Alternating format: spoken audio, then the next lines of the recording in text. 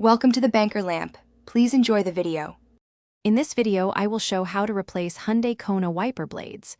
First, gather your new wiper blades, a small towel, and a flathead screwdriver. Park your Kona safely on a level surface and turn off the ignition. Gently lift the wiper arm away from the windshield until it locks into the upright position. This prevents the arm from snapping back and potentially damaging the glass. Be careful not to let the arm drop.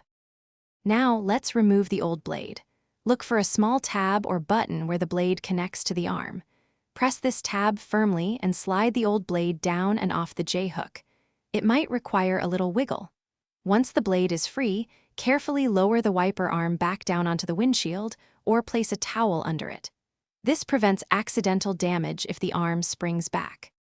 With the old blade removed, it's time for the new one. Carefully slide the new wiper blade onto the J-hook of the wiper arm.